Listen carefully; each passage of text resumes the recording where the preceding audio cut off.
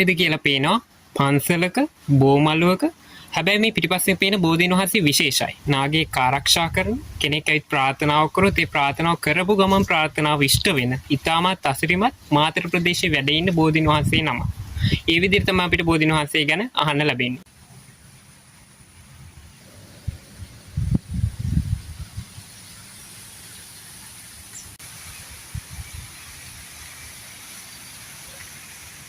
මේ බෝධීන් වහන්සේ ඉතාමත් ඓතිහාසික වටිනාකමක් සහිත බෝධීන් වහන්සේ නමක් විදිහට තමයි අපිට අහන්න ලැබෙන්නේ.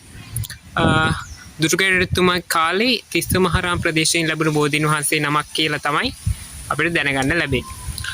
ඉතින් මේ පන්සලේ වැඩවසන ස්වාමීන් වහන්සේ තමයි මේ බෝධීන් වහන්සේගේ ආශ්චර්යය ගැන වැඩියෙන්ම විස්තර මට කිව්වේ.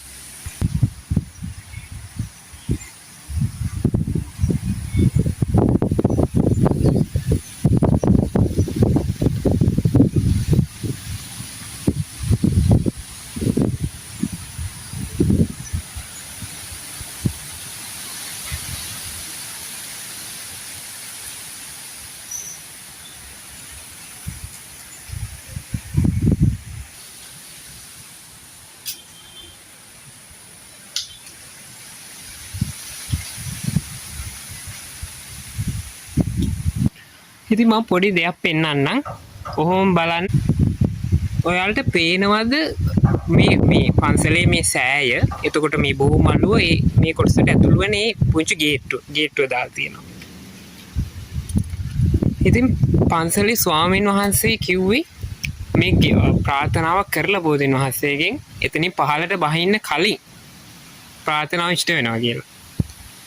ඉතින් ඒ තරම් ආශ්චර්යමත් බෝධීන් වහන්සේ නමක් විදියට තමයි අපිට බෝධීන් වහන්සේ කියන දැනගන්න ලැබුණේ. ඒ වගේම ඓතිහාසික වටිනාකමක් සහිත බෝධීන් වහන්සේ නමක් විදියට. ස්වාමීන් වහන්සේ අපිට ඇතුළට යන්න එපා කිව්වේ මෙන්න මෙතනින්. මේ පිටිපස්සෙන් වලට පේනවාද මෙතනින් ඇතුළට තමයි අපිට ඇතුළු ගෘහයට තමයි අපිට යන්න එපා කියලා කිව්වේ. නායක ඉන්නවා කියලා.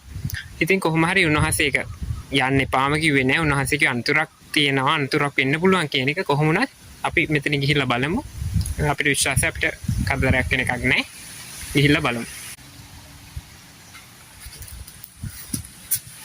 මෙන්න මේ විදිහට අපි ඇතුළට ආවා. ඉතින් ඔයාලට පේනවා ඇති මේ කොටසේ තමයි නායක ඉන්නවා කියලා කිව්වේ. අවස්ථාව ලැබෙන්නේ නැහැ.